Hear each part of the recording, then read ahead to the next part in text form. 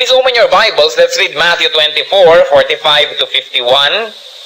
Matthew 24, 45 to 51. This is talking about the second coming of the Lord and how the Lord would deal with His servants. Mateo 24, 45 hanggang 51. Who then is the faithful and wise servant, whom the master has put in charge of the servants in the household to give them their food at the proper time? It will be good for that servant whose master finds him doing so when he returns. I tell you the truth, he will put him in charge of all his possessions. But suppose that servant is wicked, and say to himself, my master is staying away a long time, and then he begins to beat his fellow servants and to eat and drink with drunkards.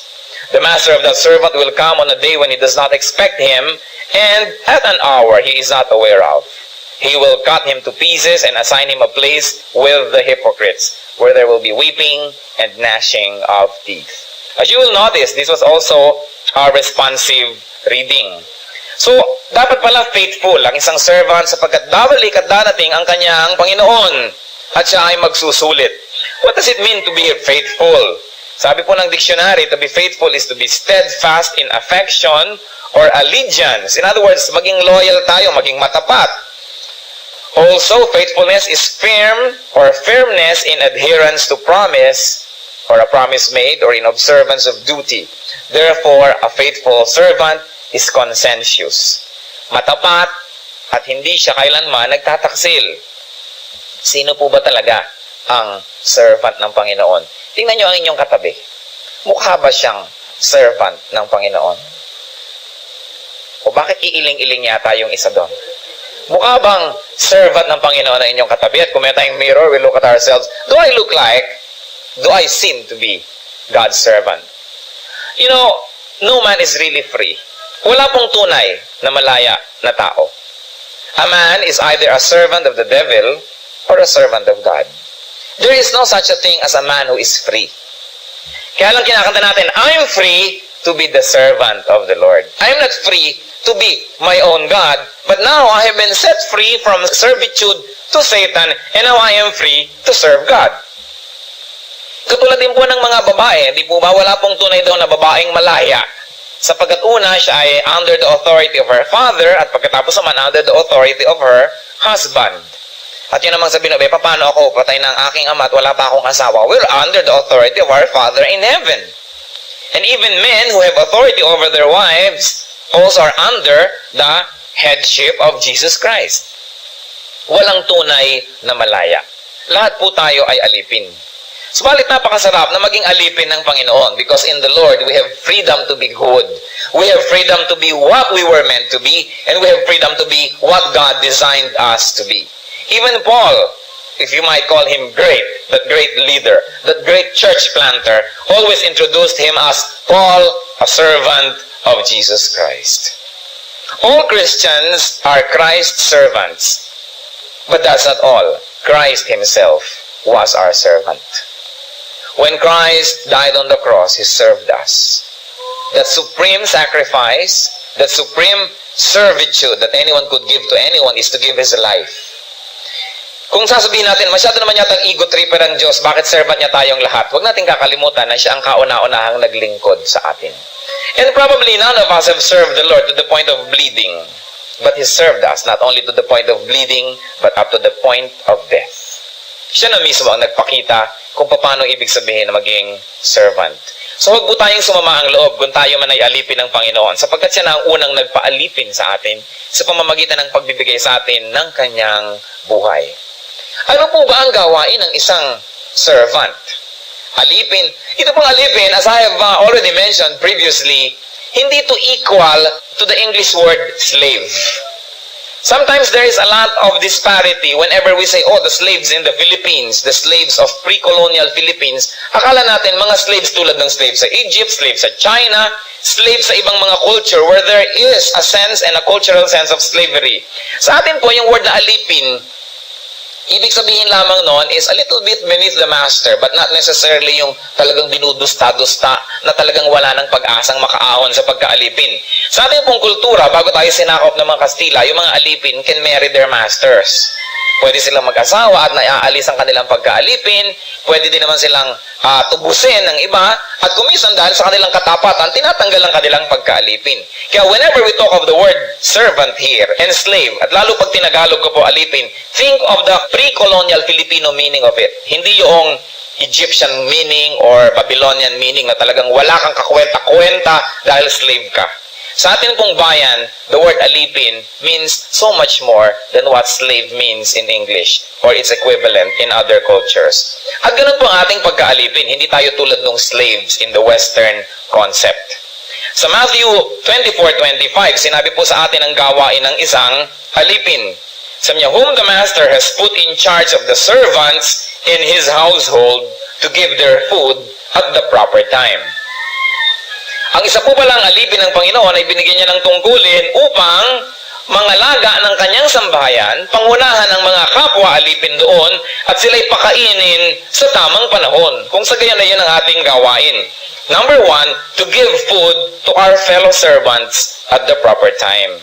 The Christian servant's task is to feed his fellow Christians at the proper time. And what do we feed them with? According to Luke 19:10, the Lord said, for the Son of Man came to seek and to save the lost. Matthew 6:33 says, seek first his kingdom and his righteousness, and all this will be added unto you. In Matthew 28:19-20, the Lord said, make disciples of all nations, baptizing them and teaching them to obey everything that I have commanded you. In other words, taking it from these verses put together, a faithful servant will, number 1, do his master's work, to seek and to save the lost. Pag sinasabi natin sa isa't isa, happy anniversary, ibig sabihin nun, did you seek and save the lost in the Lord's authority these past 4 years? Or 3 years, or 2 years, or 1 year, whatever, how long you've been with us. A faithful servant will not only do his master's work in seeking and saving the lost, but will also minister unto Christian converts to bring them unto righteousness. Remember what Matthew 6:33 says? Seek first his kingdom and his righteousness. Hindi po sapat na tayo maligtas. Hindi sapat na matagpuan natin ang kaharian ng Diyos. Yun pa lang ang beginning. And so after we have found the kingdom of God, we have to continuously find His righteousness. And as servants of God, we bring people into the family of God and then continue to minister to them until they become actually righteous. Until they become really righteous. Legally, we become righteous when we accept Jesus as Savior and Lord. Napapalitan ng status natin. Kahit tayo makasalanan, we are declared sinless. But in actuality, meron pa rin tayong mga kasalanan dyan at mga bagay na dapat baguhin. Hindi sapat to be born again. It's only the beginning. So, ganun din po ang ating gawain. Hindi pa natatapos ang ating paglilingkod kung yung tao ay nag-accept na kay Christ. Nag-uumpisa pa lang ang ating paglilingkod because we've got to feed these people at the proper time. We've got to give them spiritual food so that they will become more and more like Jesus Christ. A faithful Christian servant's work is to help turn Christian converts into disciples of Christ by teaching them. Ano sabi ni Lord? Make disciples of all nations. Sabi ng iba, this is the Great Commission to evangelize. I think there is something medyo off there because evangelism was not the command but discipleship. But it so happens, of course, that before you could disciple, you've got to evangelize. Pero hindi yung evangelism lang itinuturo. Sabi, make disciples. Kailangan, paglingkuran nyo sila to the point that they are already disciples. Kaya ako mga kapatid, sa akin ding paglilingkod sa inyo as servant of the Lord, hindi ako magiging happy hanggang hindi ko kayo nakikitang disciples. And I'm very happy that many of you are already disciples. Kung umaten-aten lang kayo dyan tuwing linggo, hindi ako happy nun. Para bang somehow may pagkukulang kaya ako sa inyo. Gusto kong kumanta nung saan ako nagkamali. Dahil bakit linggo ko lang sila nakikita dito? Bakit 3 taon na sila dito, hindi man lang nagli-lead ng Bible study, hindi man lang nagsaserve, hindi sila nagiging disciples. I will be happy if we convert people to the Lord, but that should not make us very happy if they stop there. So sa ating paglilingkod, sabihin natin, what can I do for you? I'll bring you to the Lord. And after having brought you to the Lord, I am going to feed you at the proper time so that you will mature and you will become like Jesus Christ and you will be a disciple. Sa ganun pong pamantayan, masasabi ba natin tayong matapat? Tayo po ba'y nakakapagpakain na ng kapwa spiritually?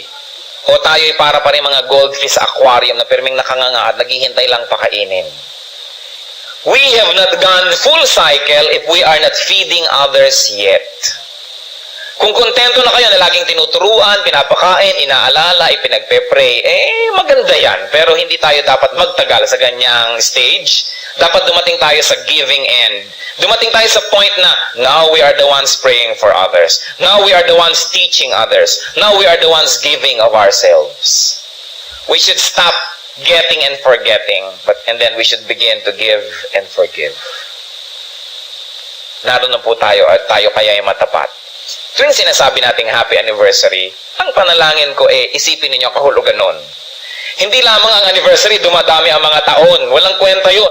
It is the Lord that brings the people in the church. It's not the charm of the deacon or the pastor or whatever. It is the Lord.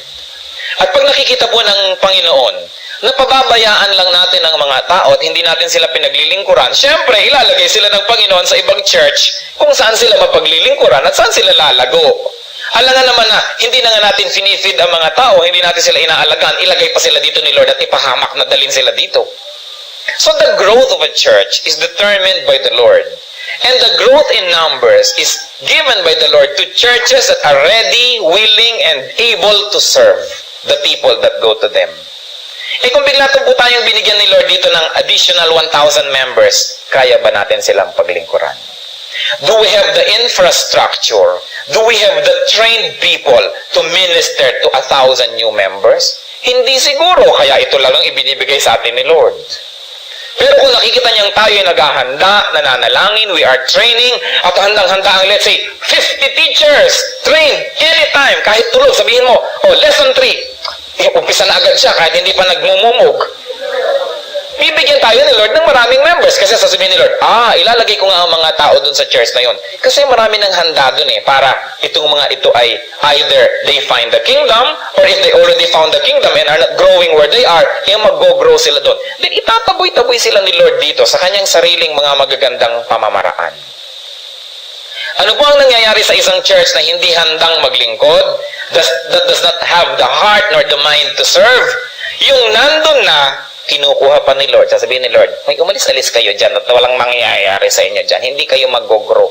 Doon kayo, lipat kayo kung saan kayo mag-grow. Siyempre, ang Diyos naman, alam nga namang ipahamak niya ang kanyang mga anak na, dyan kayo, no matter what. Kahit hindi kayo nag-grow, be faithful. Hindi naman blind faithfulness na yata yon. So, hindi naman po kung hindi tayo nag-grow, lipat ka na agad ng lipat because sometimes it is the fault of the member na hindi siya nag-grow. Pero tayong as a church, we review ourselves. Do we have enough training programs? Yung bang training programs natin na open to all o yan ba isang parang exclusive mafia? Do we give people a chance to serve? Pag meron bang gustong umawit, may gustong magturo, binibigyan ba natin ng chance? But we ask ourselves, do we give people the opportunities if they want to serve? Kung gayon, if the church has the openings, may mga training, you could be there and you could serve. Kasalanan nyo na kapatid kung hindi pa rin kayo naging disciple. Kasi ino-offer na So we assess ourselves as a church, as individuals. Are we faithful? Are we bringing people unto righteousness? O convert lang ng convert, tas bahala na kayo sa buhay ninyo. I like you to test yourself and test ourselves as a group. Are we faithful? Nakita niyo po yung babaeng dalagita na binuhay ng Panginoon mula sa kanyang kamatayan? Pagkabuhay na pagkabuhay, anong sabi ng Panginoon? Give her something to eat. Hindi lang binuhay, pinakain. Ganon din tayo, hindi lang natin binibigyan ng eternal life yung mga tao, pakakanin din natin sila ng pagkain na para sa Espiritu. Are we faithful in feeding our converts? What does it mean else? What else does it mean to feed our fellow servants? As we have said already, to assist them into righteousness and discipleship. All of us have spiritual gifts. Baka naman mga kapatid, nakaka-4th anniversary na tayo, hanggang ngayon hindi nyo pa alam kung anong spiritual gift na ibinigay sa inyo ng Panginoon. Pag nagbibigay naman si Lord ng spiritual gifts, usually generous siya marami. But you have a primary gift. In other words, kung ito yung primary gift ninyo kapatid, dapat doon kayo nagme-minister.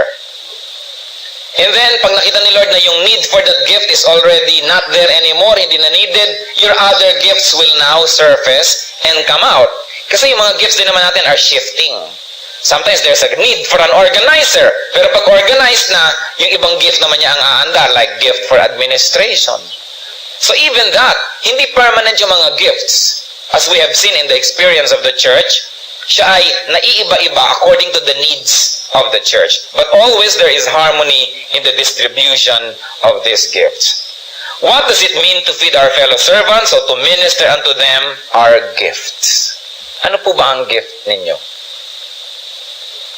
Gift of teaching, gift of administration, gift of encouragement, gift of faith, gift of prayer, gift of giving, gift of, making people feel good about themselves.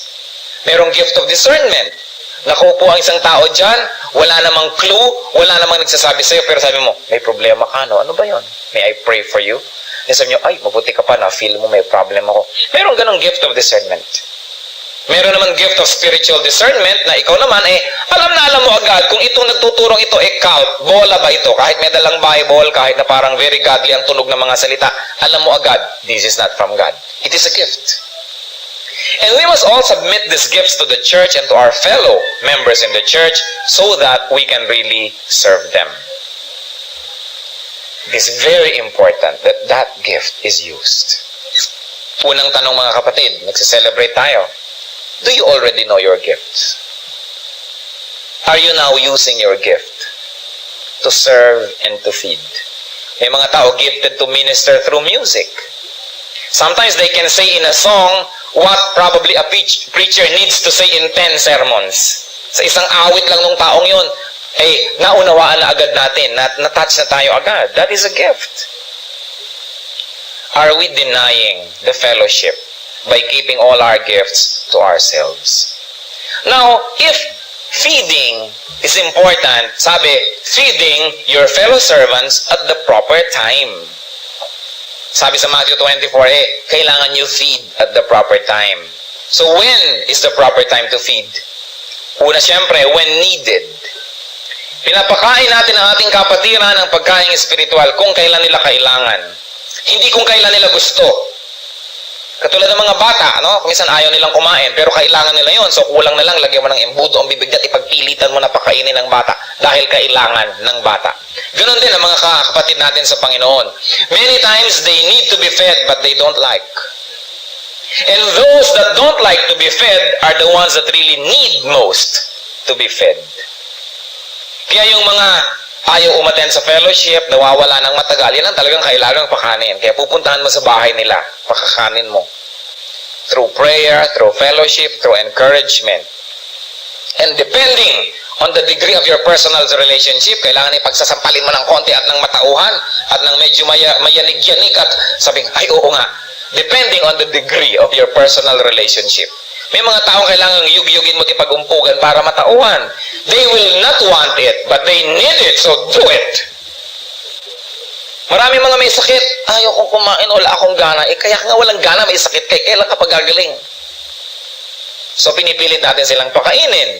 Marami po mga tao, they don't want to be fed. And I tell you this is one of the greatest signs that they need to be fed when they don't want to be fed. Kaya pag tinatamad umattend sa church, yan ang dapat kalad ka rin.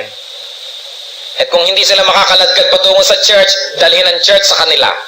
Sa mo, yaman din lamang at ayaw mong umattend, next week sa bahay nyo ang worship service. Siguro dali-daling nandito, agad-agad. If they don't want to come to the church, let the church go to them. Mga kapatid, huwag tayo masyado kuminsan polite na parang, to the point that you would like to really be a diplomat na ayaw yata, hayaan mo na, hintayin natin. Pagkakapatid natin sa Panginoon, we have a right. You're a part of our fellowship. You're a part of our family. Anong ayaw-ayaw mo? Pak, pak, pak. Kailangan ganyan. Kailangan natatauhan. There are several people na sinugod ko na talaga ng ganyan. But of course, I was confident of our personal mind na hindi siya ma-offend. So cautious din tayo depending on the degree of our personal relationship. Pero kailangan mag-feed at the proper time. Huwag nang intayin na nasa mood pa siya. Wala daw sa mood mag-church, next month na. Anong next month? Just the mere fact na wala ka sa mood, kailangan nandito ka na agad ngayon. You are an emergency case. When you are not in the mood to pray, ngayon tayo mag-pray. At ba't wala ka sa mood mag-pray? Siguro ay may 3 demonyong nakasakay sa iyong likod ngayon. Papatagalin mo pa, maging 4 pa yan, 5? Anong mood? When you're not in the mood for godliness, that's the time when we must be fed. Please turn to side B. So feeding must be according to need and regularly. If we are faithful servants, regular tayo magpakain. Hindi Sunday school teacher ka uma-attend ka lang once a month. Leader ka dito, paminsan-minsan ka lang sumisipot. How can you feed us regularly with the gift that was given to you? And remember, you have a gift that we do not have. So when you are not here, you are cheating all of us. We may survive, but we are not the same if you are not here. Pag sinasabi mo, pareho din naman, aandar din yung church kahit wala ako. Oo, totoo, dahil alangan namang mamatay yung church dahil wala ka. Pero hindi yun maglalago at gaganda as much as it should be and as much as it can be if you were there. So kailangan nandun. Regular. Hindi yung makita mo, hindi mo makita. Meron ba naman ganun? How can you feed us regularly with the gift that was given to you kung hindi ka regular? So, feeding must be when needed, and must be regular, and must be prompt. Kailangan on time ang ating feeding of other people. A faithful servant is he who employs his spiritual gifts for the conversion of people unto the kingdom and for the edification of people unto righteousness at the proper time, at the needed time, regularly and promptly. What is faithfulness not? Kasi mga kapatid, akala natin yung iba, faithful na. Sasabihin natin, ako nga, faithful na What is faithfulness not? Unang-una, being active, but achieving nothing. Meron ganon. Active na active, pagod na pagod, pero wala namang nagiging bunga. Wala namang nangyayari. So that is not faithfulness. When there is no conversion, when there is no movement from conversion to righteousness, what are we accomplishing? Do not mistake activity for achievement. Many people are active but achieve nothing. A true faithful servant will not only be busy but will also be productive. So hindi lang dapat busy. Dapat merong kinakauwian ang ating pinagkakaabalahan. Faithfulness is not being active in the wrong ministry. Active ka nga, wrong naman yung ministry, hindi naman talaga